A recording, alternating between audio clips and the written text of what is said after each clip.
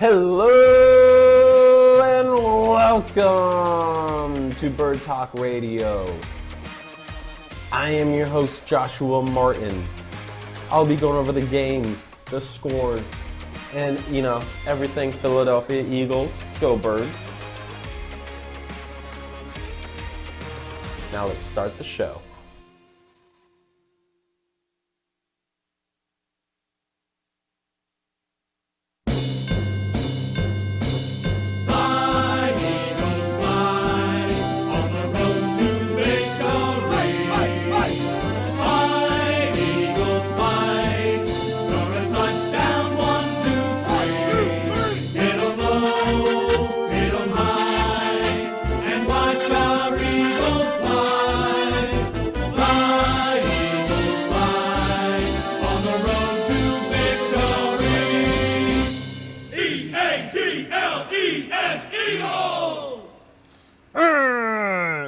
And welcome to another edition of Bird Talk Radio. I am your host, Joshua Martin, and it is also another beautiful victory Monday.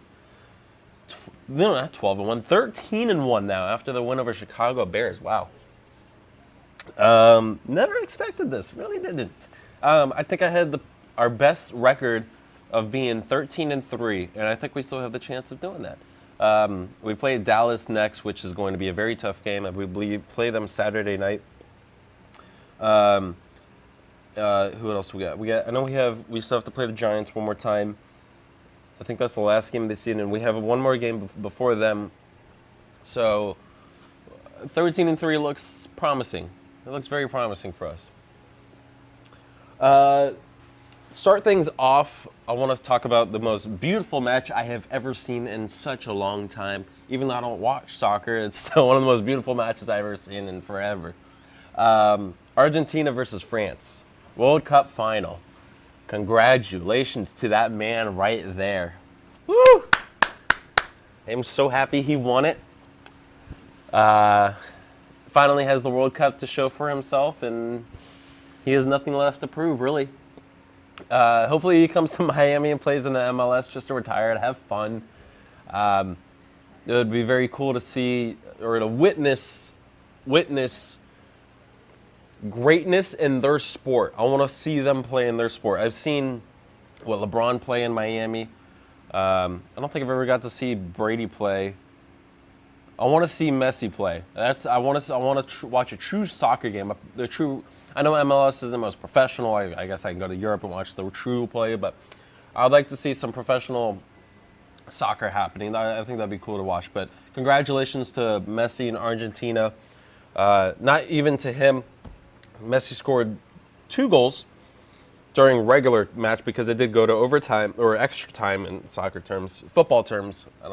Whatever. It went to extra time, and then it went into shootout as well too. For a World Cup Finals match, went up to shootout. But yeah, Messi scored twice. He scored with a penalty kick to take the first lead 1-0 in the 23rd minute, and he also scored in extra time, which looked like it was going to be the final goal to set them to give Argentina the win. He scored also in the 108th minute. But also congratulations to Di Maria as well too, who scored in the 36th minute for Argentina.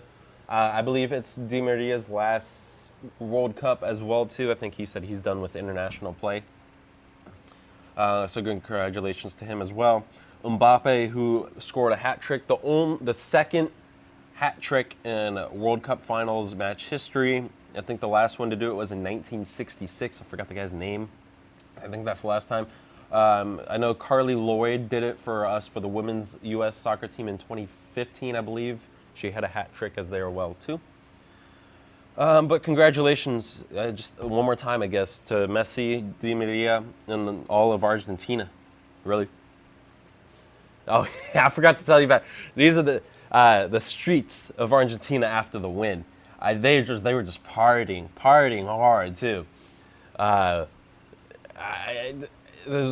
don't know how to describe it. I wish I understood. wish I felt what it felt for them, because I know they're just happy, just straight up happy. All right, moving on to football. I talked about, what was it, Thursday night? I talked about San Francisco going against Seattle, right? And I said it was a must-win for Seattle. It was a must-win. They didn't get the win, though. San Francisco came on top. Brock Purdy does it again, 217 passing yards, 17 to 26, and 2 passing touchdowns. Yeah. I believe, don't quote me on this because all comes from the noggin. No, the noggin's not the greatest up there. So I believe the San Francisco 49ers just won their division. Is that right, Daniel?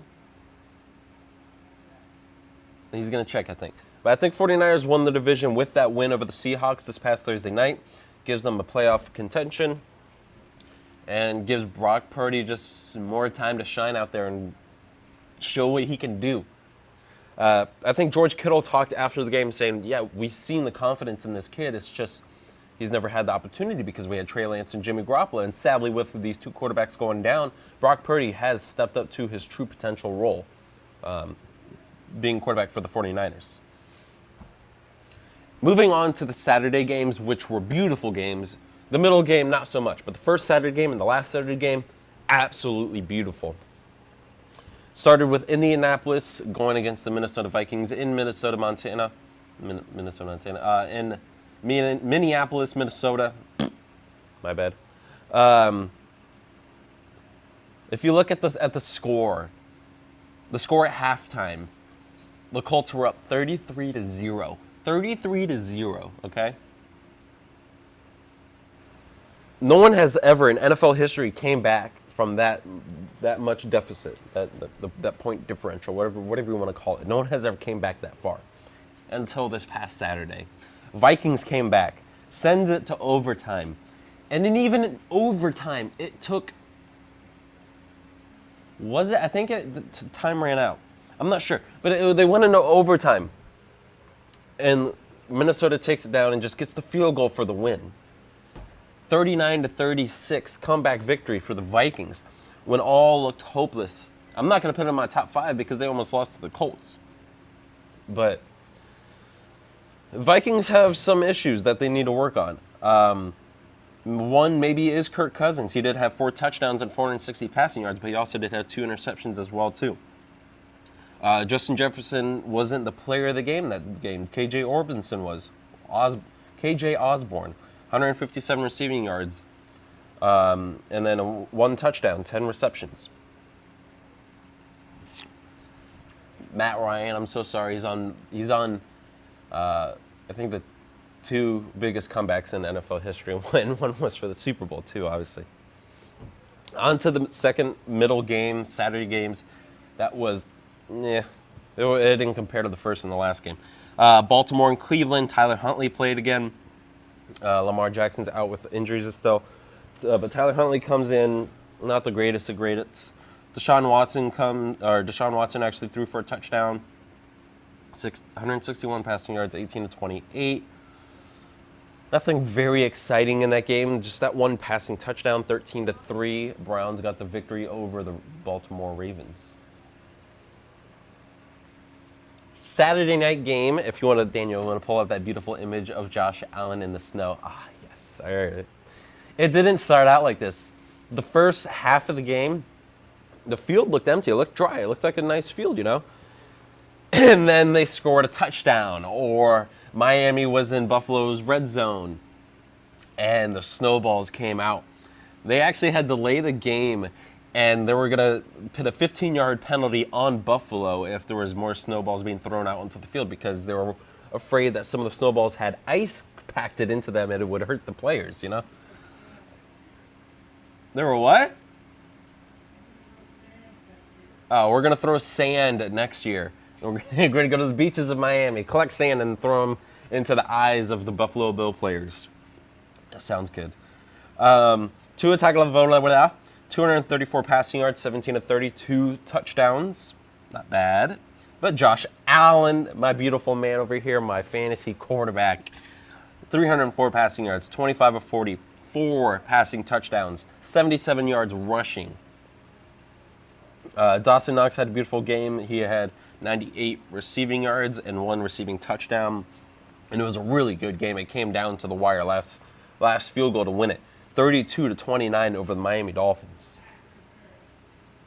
And we can talk about the pass interference call, but I'm not going to because the game's over. The refs, they need to work out. I thought it was either a year ago or 2 years ago. I know they tried to implement, you can challenge a pass interference call. It was 2 years ago. I don't know what happened to that. They got rid of it. Okay. I don't know why you try something for a year and get rid of it. It actually worked pretty good, I thought, because there was a lot of plays overturned with pass interference calls, and there was plays they called pass interference where they reversed it and said it was no PI. I think they should bring that back. But it is what it is. Moving on to Sunday, Desmond Ridder had finally got his first start. It did not play good at all. 97 passing yards, 13-26. Got the loss to the New Orleans Saints, 21-18. Atlanta had potential for winning division because that division was up for grasps. I believe the Buccaneers are still under 500. They're 6-8, but they're leading their division. That's the only reason they're in the playoff, which is kind of it is what it is. But Saints got the win over the Falcons, 21-18. Pittsburgh and Carolina. Trubisky's playing because Kenny Pickett's still injured. Pittsburgh got the win over the Panthers, 24-16. Najee Harris got a touchdown for. I know it's fantasy playoffs weekend. If you guys have Najee Harris, there's no way you made it into the playoffs with Najee on your team. But if you did, he got a touchdown for you guys. Philadelphia and Chicago Bears. It was a kind of close game. Justin Fields just does it on his feet again. Jalen Hurts had a little bit of a shaky game in the air. He had 2 interceptions, but he did have 315 passing yards. On his feet is where he got it all done, though. 61 rushing yards, 17 carries, and 3 rushing touchdowns. It's a lot of people in the studio right now. Kind of scared. Justin Fields, 95 rushing yards, 15 carries. He threw for 2 touchdowns as well, too. They just couldn't get the win in that one, 25-20. Philadelphia Eagles win it, and we moved on to 13-1. I thought we would win the NFC East because we won and the Cowboys lost, but I guess not. So I think we have to win. Obviously, we have to win this Saturday. We would clinch the NFC East.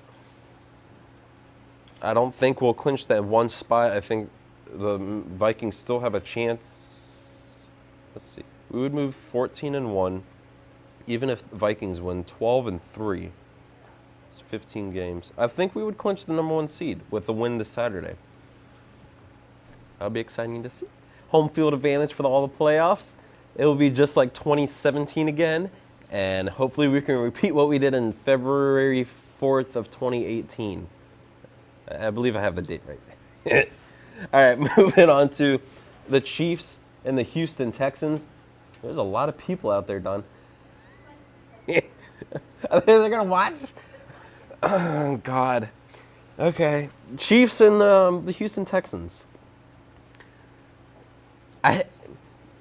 So last week, the Dallas had a tough game against the Texans. We go into this week, the Chiefs have a tough game against the Texans as well, too. I don't know what they decided to do against these two teams, but I guess they kind of showed out. Didn't get the win in it, though. The Chiefs still won in overtime. They had to go to overtime for the win. Patrick Mahomes, 336 passing yards, 36-41, 2 passing touchdowns. Travis Kelce, 105 receiving yards. They just came out on top, really. That's about it. It was just a back-and-forth battle.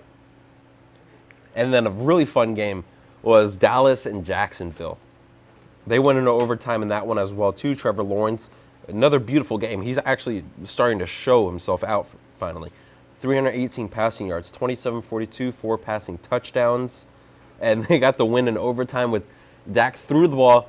It bounced off one of the receiver's hands, landed into Jacksonville defenders, and they just ran it all the way back for a pick six overtime touchdown.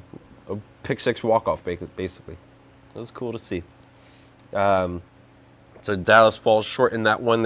If they got the win there, they would have confirmed a playoff spot. They still have the chance, but with that loss, they're still out of playoff. They're in. Let me try to rephrase. If they won against Jacksonville, they would have been in the playoffs, guaranteed. But with this loss, they still have to go on, I guess. Yeah, thank you. It was very confusing. But I think the Giants win over the Commanders last night, Sunday Night Football, gives the Cowboys a playoff seed. So yeah, I don't know. Detroit and New York Jets. You want to talk about the Jets real quick? No. Okay. So Zach Wilson came in for the injured Mike White. Again, I don't know why they just don't start. Is Joe Flacco injured? Joe Flacco's injured. Okay.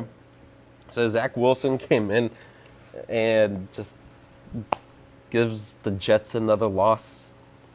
Detroit Lions are actually now in playoff contention too. They're in the hunt. They got a good opportunity. Thank you for the sound effects.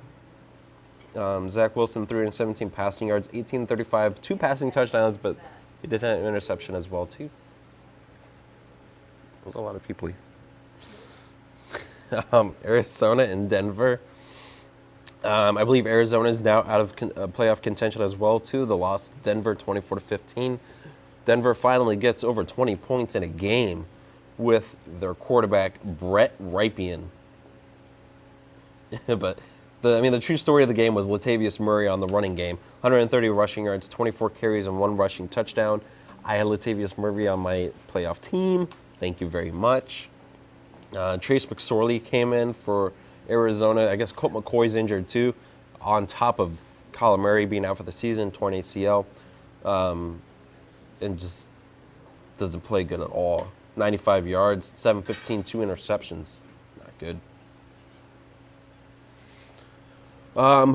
New England against Las Vegas. It looks like it was going to go to overtime. I don't know what New England was trying to do at the end. It was probably some New England miracle.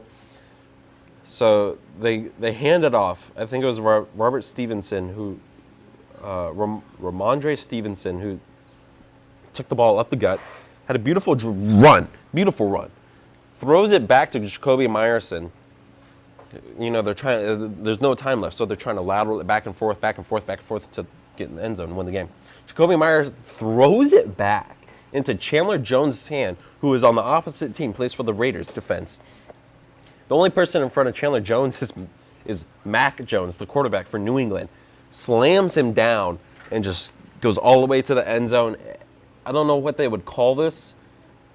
A walk-off, intercepted lateral for the Raiders, I guess. I don't know what you would call it, but it was a good ending. That ending, comparing that ending and the ending for the World Cup final, it was a good day of sports. A really good day of sports. Tennessee and Chargers. That game came down to the wire as well. Chargers got the win in that one, 17-14. Justin Herbert didn't play the greatest. He had 2 interceptions. Ryan Tannehill didn't play the greatest either. He had an interception as well too. But the Chargers did come out with the win in that one.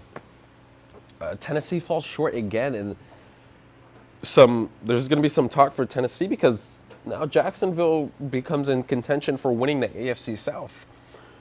So there's some eyes to watch over on that one. Cincinnati versus Tampa Bay, one of the afternoon games. Tampa Bay did have the lead going into halftime, 17-3, and then halftime started.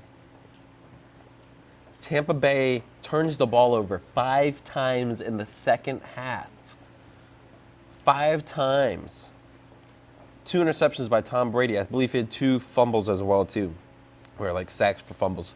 And Cincinnati put points up, I believe, on all the turnovers, and they got the win, 34-23 over Tampa. With the Baltimore loss, I believe Bengals are in the lead in the AFC North division now. I believe there are the favorites, not the favorites, but I'm pretty sure they're going to win out that division as well. Baltimore's probably going to look for a wild card spot. Hopefully, Lamar Jackson will come back next game. Sunday Night Football, we had the New York Giants against Washington. It was in Washington, but the Giants came out with the win in that one. Saquon Barkley had a beautiful game, 87 rushing yards, one rushing touchdown. Kind of a low-scoring game, 20-12. The Giants got the win in that one, and they're still in contention. The Commanders are still in contention, too. If we stop the season right now, it still has all the NFC East going into the playoffs. Dallas has the 5th seed. Giants have the 6th seed. And Washington has the 7th seed, which is very surprising to see. With the Seattle loss, they're out of contention. The only other teams beside that are Los Angeles. No, let's see. Yeah, the Los Angeles. Well, not even them. Carolina is above Los Angeles. So is New Orleans and Atlanta. Wow, Detroit has a chance. It's between Detroit, Seattle, and Washington. That's what it looks like. It's going to be battling for that 7th seed. So Detroit does have an actual chance of making it into the playoffs with that 7th seed. And they would be going against, if Minnesota holds on to that 2nd seed, they would be going against each other. NFC North Division rivals. That'll be very exciting to see, actually. I'm going to take a quick commercial break. We have Monday night game against the Rams and the Packers. Packers, they're not really in playoff contention. I would say the Packers more than the Rams. So I know Aaron Rodgers is probably going to go out there and try to do his best for that win. But yeah, I'll be right back to Bird Talk Radio. In a world. Where's everyone? I'm your host, Daniel. That is terrible. Where movies and trivia collide. I'm a vampire. Twilight. Two ridiculously good-looking game show hosts. I'm your host, Daniel. And I am Joshua Martin. Will tackle the challenge of being the best at movie trivia. All right, this is about a board game that comes to life. This guy repeats his day over and over and over again. The power of Christ compels you. Movie Wars.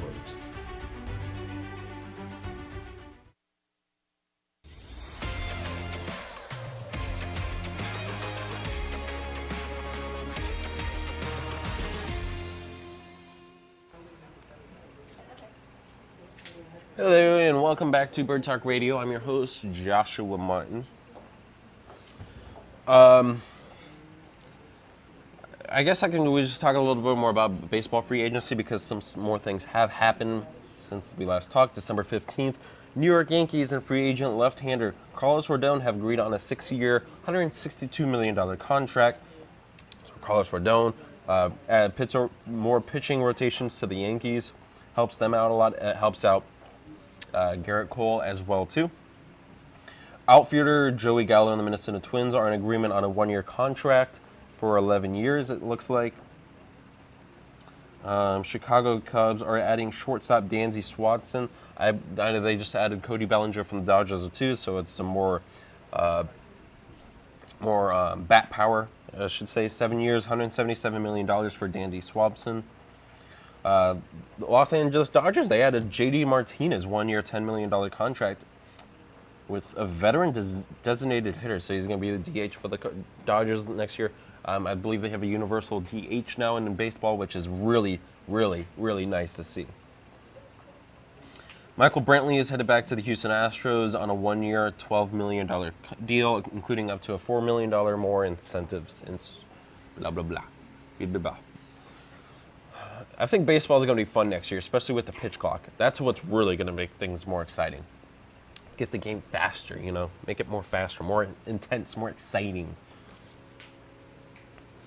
Going on to basketball, Bucks overcome the Boston Celtics and take the lead in the Eastern Conference with Boston losing to the Magic last night. And the Grizzlies are in the lead in the Western Conference, not the Suns anymore. The Suns, they're down at 4th place now. I mean, the whole place they're all kind of tied. Memphis is in the lead, 19-10. We got the Pelicans in second, 18-11. Denver also has the same record, 18-11. And then, like I said, the Suns moved down to the 4th spot. But they're not that far out. They're only 18-12. So they're all like half a games behind one another. Ja Morant for MVP, please. We had the 76ers at 5th spot. They're climbing this spot too. They didn't start the season the greatest, but it's always how you end it. It's not how you start it. All right, let's pull up my top 5 teams before I can do that, and we can get this thing ended. All right. For my top 5 teams, I have the Eagles at number 1 because we still are the best team in the league. There's no denying it at all. The only team I can put above them is maybe the Buffalo Bills because they're finally getting into the rhythm of things. But the Eagles, I don't think there's anyone going to stop them until playoff time comes around. That's where we'll get to see the real Jalen Hurts.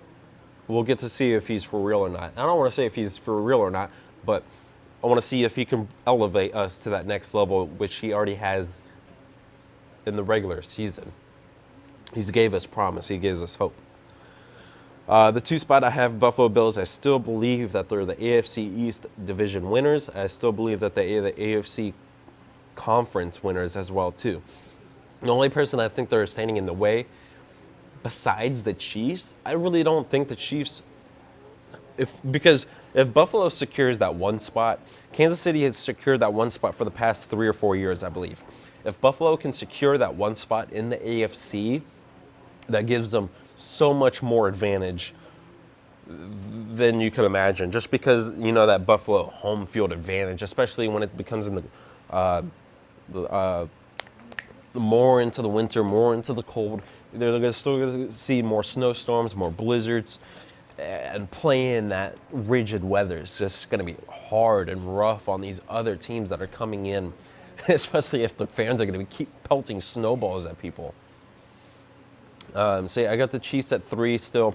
Chiefs are the Chiefs. Don't count them out for anything at all. And then I got Cincinnati Bengals. They got another win over the Buccaneers. So they're on that 5-game, 6-game win streak, whatever it is. Very promising, though. The AFC North leaders now in that division after the Baltimore loss. And then I got pushed Dallas Cowboys back a little. They did lose to the Jacksonville Jaguars. I don't think it was Dak's fault. I don't think it was the Cowboys' fault or anything. It was just a tough loss for them. But I still have Dallas. They're going into the playoffs for sure, and that's going to be a tough team to play against. But yeah, that's a pretty good top 5 for now. I don't know. How should we wrap this up? All right. Catch me next week. I'm going to be trying to come back maybe on Mondays at 11 again. That sounds like a good time for me. And we still have Monday night football today. Like I said, it was the Rams going against the Packers in Green Bay, Wisconsin. So look out for that one tonight. Green Bay hopefully trying to make a wild card spot. Not looking very promising for them, but it's going to be a good battle tonight, I believe, between Baker Mayfield of the Los Angeles Rams and Aaron Rodgers of Green Bay Packers. Yeah, I'm your host, Joshua Martin. Just catch me next week. If you want to get on the show, contact me, birdtalkradio2022@gmail.com. And I will be live next week as well, Monday at 11 a.m. again. Right. Peace out and have a beautiful day. Thank you for watching Bird Talk Radio. Again, I am your host, Joshua Martin. If you want to contact me or be on the show, just email me at birdtalkradio2022@gmail.com. Or you can call in during the show at 888-994-4995 in Studio A. Have a wonderful day, and remember, go Birds.